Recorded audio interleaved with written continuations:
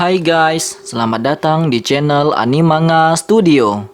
Dan di video kali ini, gua akan membahas rangkuman wave novel Mushoku Tensei Jobless Reincarnation volume 8 part yang kedua. Di video sebelumnya, kita diperlihatkan tentang adegan Zanoba yang telah berhasil mendapatkan budak yang berasal dari ras dwarf berusia 6 tahun. Di video kali ini, kita akan membahas tentang Rinia dan Pursena, serta sedikit cerita tentang Cliff Grimoire. Namun, sebelum kita mulai, gua mau ngingetin untuk subscribe dan nyalain loncengnya, supaya kalian tidak ketinggalan video terbaru. Oke, tanpa banyak bacot, langsung saja kita menuju lanjutan ceritanya. Sebelum kita masuk ke dalam inti cerita, terlebih dahulu, gua mau menceritakan sejarah singkat mengenai ras hewan. Ras hewan sudah ada sejak zaman perang besar manusia iblis pertama. Perang habis-habisan antara ras manusia dan ras iblis. Pemenang perang itu adalah ras manusia. Manusia memperlakukan iblis seperti budak dan semakin sombong. Satu demi satu, mereka mengumumkan perang dengan ras lainnya. Ras hewan yang hidup di hutan agung dengan banyak sumber kayu tidak terkecuali. Ketika tentara ras manusia mulai menyerang, seseorang yang berdiri melawan ancaman ini adalah ras hewan tertinggi pada masa itu, Dewa Hewan Giger. Dia mengumpulkan tentara ras hewan dan dia sendirilah yang memimpin pertempuran di barisan terdepan. Singkat cerita, dia berhasil melindungi hutan agung. Dewa Hewan adalah orang yang memerintah atas semua ras hewan. Itu adalah nama seorang pahlawan. Dan pahlawan mereka, Dewa Giger, adalah anggota klan Dorudia. Akibatnya, klan Dorudia menjadi klan teratas di antara orang-orang ras hewan yang tinggal di hutan agung. Oke, kita kembali membahas Rinia dan Pursena. Mereka adalah cucu para pemimpin suku. Mereka adalah keturunan langsung dari Dewa Hewan. Kalau dianalogikan dengan ras manusia, dapat dikatakan bahwa mereka adalah putri. Bahkan lebih dari itu, mereka bagaikan putri negara terbesar ras manusia, yaitu Kerajaan Asura. Akibatnya, ketika mereka pertama kali mendaftar di sekolah, mereka dipandang sebagai tokoh yang sangat penting.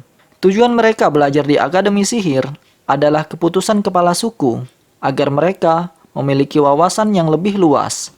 Tahun awal bersekolah, dengan kekuatan yang dimiliki, mereka mulai bertindak sesuka hati. Mereka bahkan bisa mengalahkan senior-seniornya tanpa banyak masalah. Namun, memasuki tahun kedua, Putri Asura pun datang. Aril Anemoi Asura. Dia datang bersama dua penjaga andalannya. Dan seolah-olah mereka menginvasi wilayah kekuasaan Rinia dan Pursena. Karena kewibawaannya, Putri Aril diangkat menjadi presiden Dewan Siswa di tahun pertama. Melihat pencapaian Aril, Rinia dan Pursena membuat masalah bagi Putri Asura dan kelompoknya.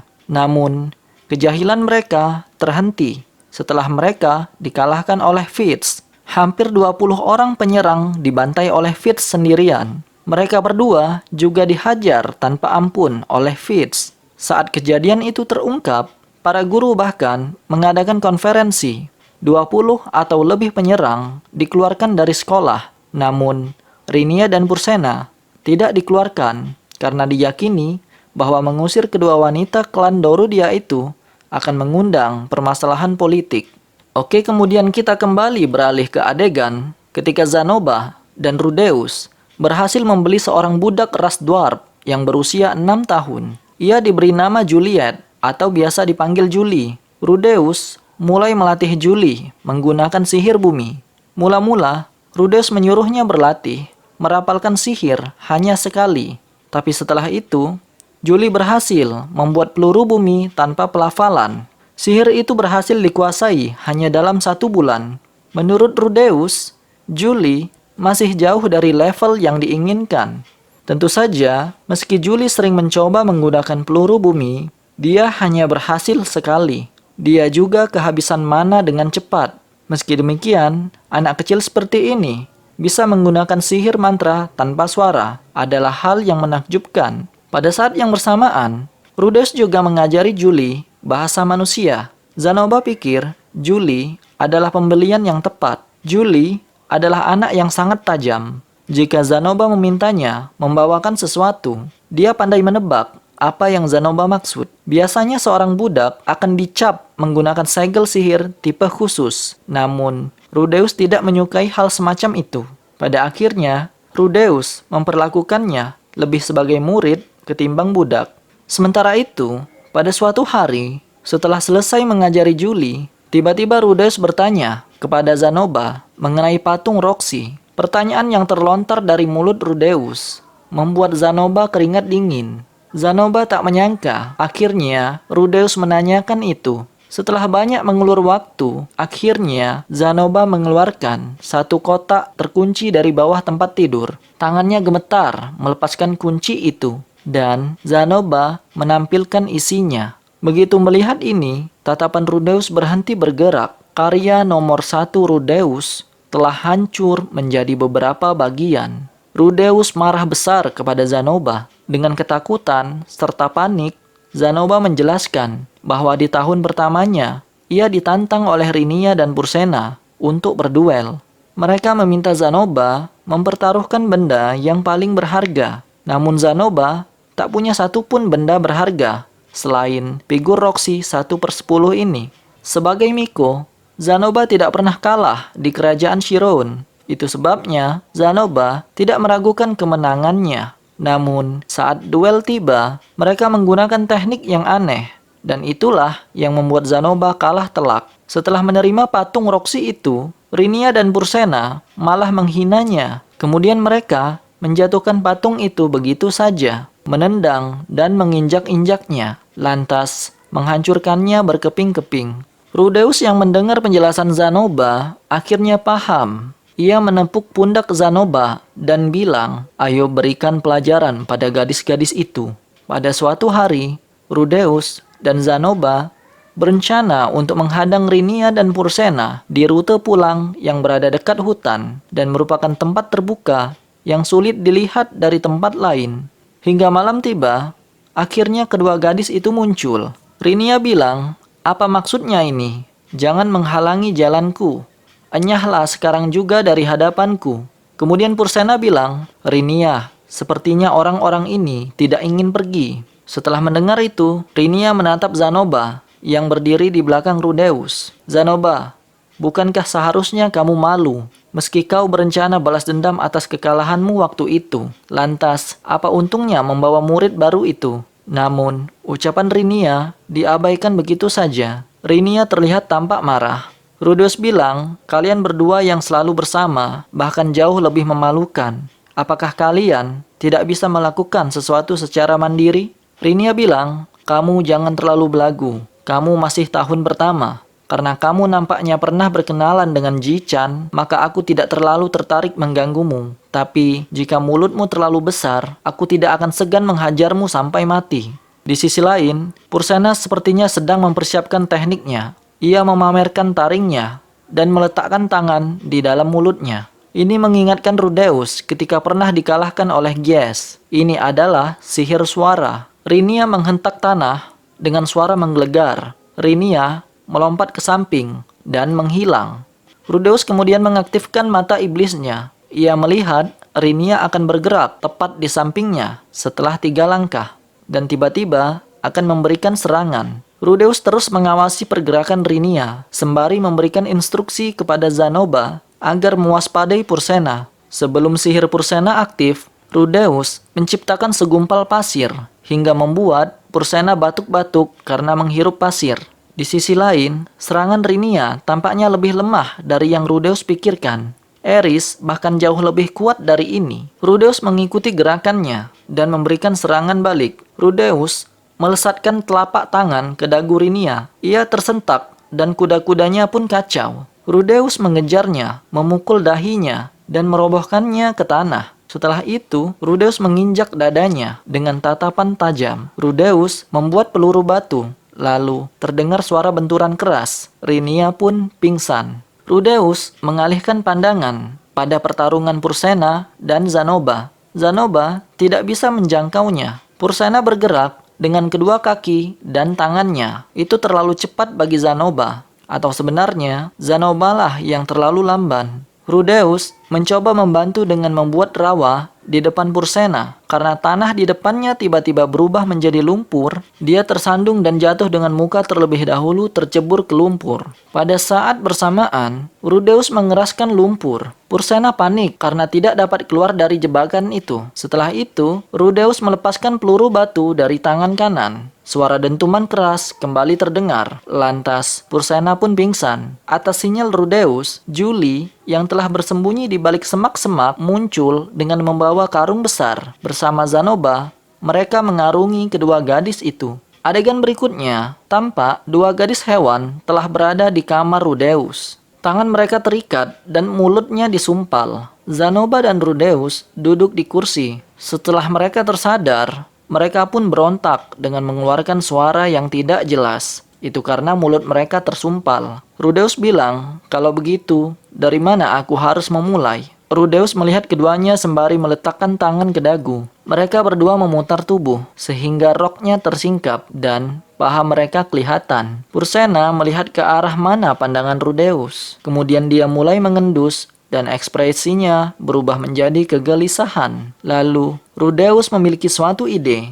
Mungkin saja ini dapat menyembuhkan penyakitnya. Kedua tangan Rudeus bergerak kegirangan saat mendekati Pursena, lantas menyentuh dadanya. Tapi, tetap saja, Rudeus tidak merasakan apapun. Zanoba bertanya, "Shisho, apakah kamu sedang memberikan mereka semacam hukuman?" Rudeus bilang, "Tidak, itu hanya tes kecil." Rudeus kembali beralih ke Rinia dan menyentuh dadanya. Tapi tetap saja, Rudeus tidak dapat merasakan apapun. Maka tes pun berakhir. Rudeus melepas sumbatan pada mulut Pursena. Setelah berpikir sebentar, ia mendesah, "Harusnya kami belum melakukan apapun padamu." Rudeus bilang, "Belum melakukan apapun katamu?" Ia mengulangi kata-katanya dan menjentikkan jari. Zanoba kemudian membawa suatu kotak. Di dalamnya ada patung Roxy yang telah hancur berantakan. Rudeus menjelaskan bahwa itu adalah patung replika dewanya. Sembari berbicara, Rudeus bergerak ke sudut ruangan kamarnya. Di sana ada suatu kuil kecil. Saat melihat kuil pemuja dewa yang Rudeus dirikan di sana, nampaknya keduanya sangat terpukul. Wajah mereka semakin memucat. Pursena dan Rinia kemudian saling menyalahkan terkait hancurnya patung Roxy ini. Dan setelah itu, mereka berdua memohon ampun pada Rudeus. Mereka tidak tahu bahwa patung itu merupakan sesuatu yang sangat penting bagi Rudeus. Rudeus bertanya, "Zanoba, apa kau punya ide?" Tapi tampaknya, mata Zanoba terlihat kejam. Bila saja Rudeus berkata, "Lakukan saja sesukamu." Mungkin saja, Zanoba akan menghancurkan kedua gadis ini seperti mereka memutilasi patung Roxy. Rudeus memperingatkan Zanoba agar jangan melakukan tindakan yang keterlaluan seperti membunuh. Rudeus bilang, "Dengarkan aku Zanoba, meskipun mereka sejahat ini, mereka adalah putri. Jika kita tidak menggunakan cara yang benar, maka kita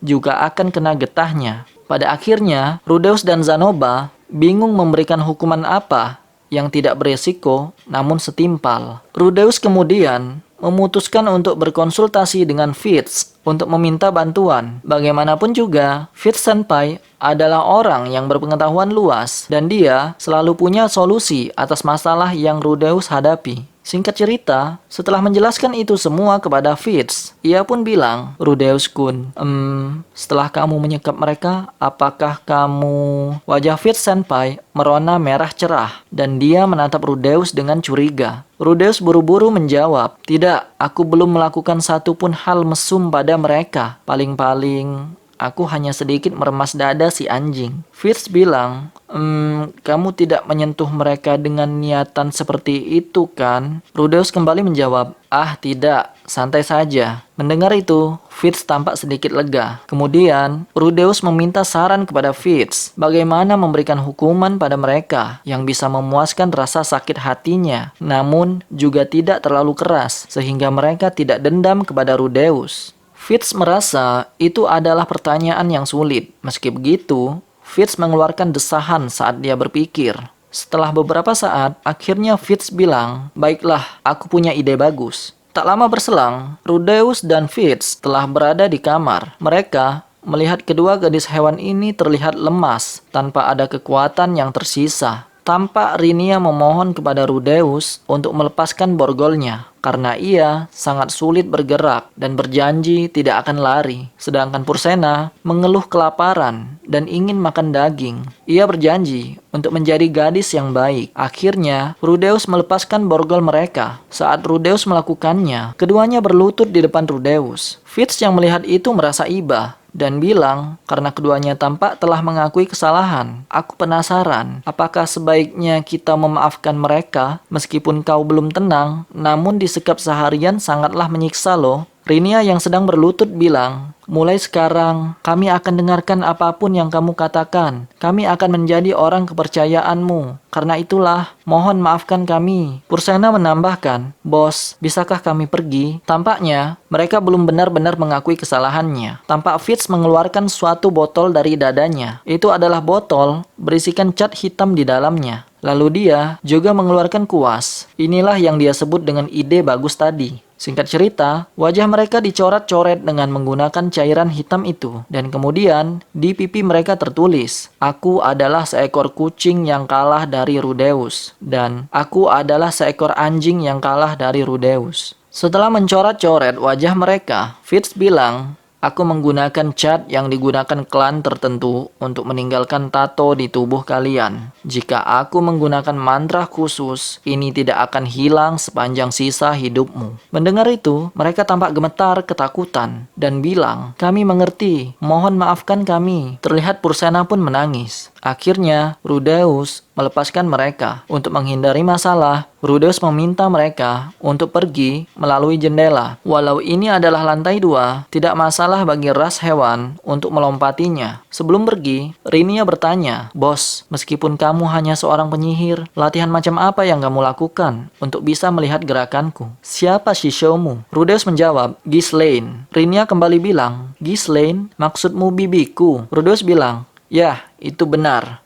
Ghislaine, sang raja pedang. Setelah mendengar itu, Rinia dan Pursena pun berpamitan. Sampai jumpa bos, kami sangat menyesal telah merusak patungmu. Setelah keduanya pergi, Rudeus bertanya kepada Fitz, kamu mengatakan bahwa kamu memerlukan mantra khusus. Tapi jika ada orang lain yang tahu pelafalannya, tidakkah itu akan menjadi buruk? Fitz Senpai menjawab, itu hanyalah kebohongan. Memang ada cat permanen seperti itu. Tapi yang kugunakan pada tubuh mereka hanyalah cat biasa untuk menggambar lingkaran sihir. Itu benar-benar akan hilang ketika mereka mencucinya. Fitz berbicara sembari cekikikan. Dia terlihat seperti anak kecil yang berhasil menjahili korbannya.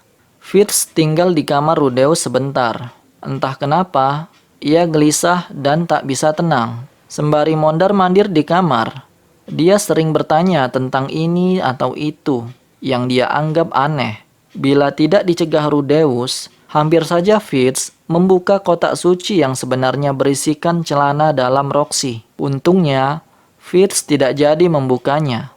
Setelah itu, dia melihat ini dan itu. Tapi tiba-tiba, tatapannya berhenti di atas tempat tidur Rudeus. Dia mengangkat bantal. Rudeus menjelaskan bahwa itu adalah bantal buatannya sendiri. Fitz bilang, apa kamu keberatan kalau aku mencobanya sebentar? Rudeus menjawab, silahkan saja. Fitz meletakkan bantal dan berbaring di atas tempat tidur. Ia mengatakan bahwa bantal ini sangat nyaman. Rudeus yang melihat itu, meski berbaring, dia tidak melepas kacamatanya. Rudeus penasaran, ingin melihat wajahnya. Tapi ia mengurungkan niatnya untuk melepaskan kacamata itu. Setelah Fitz berbaring dan berdiam diri sementara waktu, lalu Fitz tiba-tiba duduk. Sudah waktunya aku kembali ke Aril Sama. Singkat cerita, Rudeus berterima kasih kepada Fitz. Dan tampaknya, Fitz juga keluar melalui jendela. Mungkin jendela terasa lebih dekat ke asrama wanita, pikir Rudeus. Adegan berikutnya, gua akan membahas secara ringkas karakter Cliff Grimoire. Ia adalah cucu paus agama milis, masih muda dan sangat piawai menggunakan sihir. Dia adalah seorang pemuda jenius. Dia agak mudah marah, harga dirinya besar, dan dia memiliki kebiasaan untuk menganggap dirinya sebagai yang terhebat. Akibatnya, dia tidak punya teman. Dia memiliki bakat, namun dia tidak hanya mengandalkan bakat tersebut. Dia pun rajin latihan untuk semakin meningkatkan kemampuannya. Meski mulutnya busuk, tindakannya tidak buruk. Banyak orang membencinya, namun ada juga beberapa yang masih menaruh hormat padanya. Alasannya datang ke Akademi Sihir akibat dari perebutan kekuasaan. Beberapa tahun yang lalu, di Milesione, ada upaya untuk mengancam hidup sang Miko, gadis kuil. Karena kejadian ini berasal dari faksi paus, pertikaian dalam negeri semakin intensif. Selama konflik tersebut berlangsung, tentu saja paus ingin cucunya berlindung di tempat lain yang relatif lebih aman, yaitu di kerajaan Ranoa ini. Untuk lebih detail cerita ini, kamu dapat kembali ke pembahasan volume 5 part yang ketiga. Oke, kita lanjut. Cliff percaya bahwa ia adalah seorang jenius. Pokoknya, dia berbeda dengan orang lain. Begitulah pikirnya. Di tahun pertamanya, ia menerima 2 kejutan besar. Pertama, kejutan dari seseorang bernama Zanoba Shiron. Dia adalah seorang Miko. Meski sedikit bermasalah, kekuatannya nyata. Dia pernah mengangkat seseorang yang terlihat 3 kali lebih berat dari tubuhnya, lalu melemparnya. Zanoba sangat menghormati sishonya. Itulah alasan ia belajar sihir bumi. Dan Cliff sangat terkejut. Ternyata sishonya adalah seseorang yang bernama Rudeus Greyrat. Semenjak cintanya ditolak oleh Eris, nama itu terus terngiang-ngiang di dalam kepalanya. Dia tak pernah menduga bahwa dia akan mendengar nama itu di sekolahan ini. Bahkan, dia mendengar nama itu dari seseorang yang dianggapnya luar biasa. Kejutan kedua, Cliff berpikir dia adalah murid terkuat di sekolahan ini. Yang dia maksud bukan pertarungan dari jarak dekat, namun dia percaya tidak ada orang yang bisa mengalahkannya sebagai penyihir. Dia super jenius dan terdaftar sebagai siswa khusus. Namun ia dikalahkan dari 2 orang gadis ras hewan, yaitu Rinia dan Pursena. Dan suatu hari, seorang senpai bernama Fitz mengalahkan mereka berdua sendirian. Dan itulah yang menjadi kejutan terbesar kedua yang dialami Cliff di akademi ini. Selalu ada seseorang yang lebih kuat sejak datang ke sekolah ini. Cliff menyadari fakta ini dengan jelas. Kemudian, 2 tahun setelah bersekolah di akademi ini, dia kembali mendapatkan 2 kejutan lagi yang bahkan lebih besar. Kejutan pertama, Rudeus Greyrat juga mendaftar di sekolah yang sama. Penampilannya kurang meyakinkan. Dia mengenakan jubah abu-abu lusuh. Dan ketika berbaur dengan orang-orang di sekitarnya, ia tetap merendahkan diri dan membungkuk bagaikan seorang budak. Seakan-akan, pujian-pujian tentang Rudeus yang ia dengar dari Eris dan Zanoba hanyalah kebohongan belaka. Meskipun dia juga mendengar desas-desus bahwa Fitz dikalahkan oleh Rudeus. Pasti itu hanyalah kabar burung. Hingga akhirnya, ia menyaksikan bahwa Rinia dan Pursena dikalahkan. Akhirnya dia pun mengakui bahwa pemuda bernama Rudeus itu jauh mengunggulinya. Lalu kejutan terakhir. Saat itu, hari sudah gelap. Cliff sedang berjalan-jalan di areal sekolahan. Waktu itu secara kebetulan, ia mendongak ke atas. Ia melihat di sana berdiri seorang layaknya dewi. Dia memiliki rambut emas. Dia bersandar pada jendela. Dan dia melihat keluar dengan ekspresi lesu. Wajahnya yang diwarnai langit senja kemerahan terlihat begitu indah. Jantung Cliff seakan tertembus. Tatapannya langsung terpaku pada wanita itu.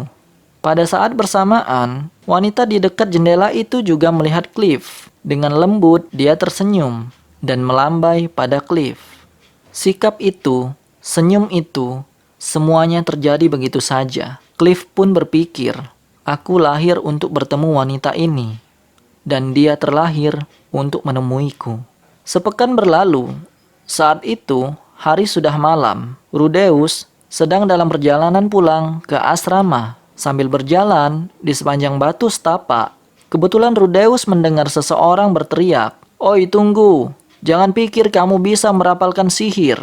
Dari balik bangunan sekolah, muncul seorang pemuda yang barusan jatuh. yang mengejarnya berjumlah 6 orang.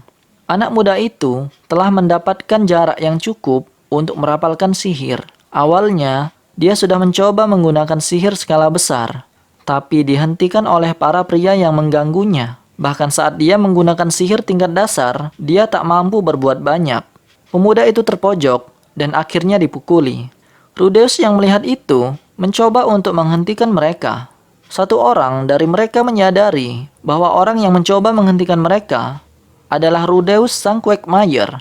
Setelah saling mengobrol sesama mereka, akhirnya mereka setuju untuk beranjak meninggalkan tempat itu. Rudeus kemudian mendekati pria yang dikeroyok tadi. Ia berusaha bangun. Sambil membersihkan pakaiannya, dia merapalkan sihir penyembuhan dengan suara pelan. Rudeus bertanya-tanya, siapakah gerangan korban pembulian ini? Dia pun menoleh. Rudeus sedikit terkejut. Ternyata, dia adalah Cliff. Terus terang, Rudeus tidak begitu memiliki hubungan yang baik dengan Cliff. Setiap kali bertemu, dia selalu saja marah-marah. Dan kali ini, Rudeus pikir, Cliff mungkin akan mengacuhkannya. Tetapi dia kemudian menunjukkan ekspresi seperti sedang berpikir sambil pasang wajah cemberut. Lalu dia pun mendesah, "Kau telah menyelamatkanku. Terima kasih." Sambil membungkuk sekali, Cliff melangkah pergi dengan cepat. Rudeus kaget. Sikapnya sedikit berubah. Itu cukup membuat Rudeus bertanya-tanya, apakah dia merencanakan sesuatu? Singkat cerita, Rudeus kembali ke asrama. Keesokan harinya, saat baru saja makan siang, Cliff memanggil Rudeus. Lalu ia dipanggil ke belakang gedung sekolah. Ketika pulang sekolah, Cliff seperti marah. Rudeus tidak tahu kenapa dia membuat ekspresi yang susah ditebak. Apakah dia ingin mengajak Rudeus berduel? Rudeus pun sudah siap dan mengaktifkan mata iblisnya. Cliff berbicara, "Baiklah, sepertinya bagus juga di sini." Setelah memastikan bahwa tidak ada orang di dekatnya, Cliff berbalik. Wajahnya merah padam. Sepertinya ia tidak ingin mengajak Rudeus berduel. Atau mungkinkah Cliff akan menembak Rudeus? Cliff mulai membuka mulutnya. "Sebenarnya ada seseorang yang aku suka." Dengan rasa malu yang terpancar di wajahnya, Cliff menatap tajam Rudeus. Rudeus sempat berpikir, apakah aku akan menolaknya? Tapi Cliff mengangkat kepalanya dan menunjuk ke tempat tertentu. Jemarinya menunjuk ke gedung sekolah. Pada jarak yang cukup jauh, terlihat suatu jendela di sana. Bahkan dari sini, Rudeus bisa melihat rambutnya yang melambai-lambai, panjang dan pirang. Sembari menikmati pemandangan sekolah yang diwarnai gelap malam ketika itu. Dengan ekspresi lesu, ia melihat keluar jendela. Cliff bilang, "Hari ini aku melihatmu berbicara dengannya. Apakah dia seorang kenalanmu? Bisakah kamu mengenalkanku?" Orang yang ditunjuk Cliff itu adalah seseorang yang sangat Rudeus kenal. Itu adalah Elena Lies Dragonroad. Nah, itulah rangkuman cerita volume 8 part yang kedua.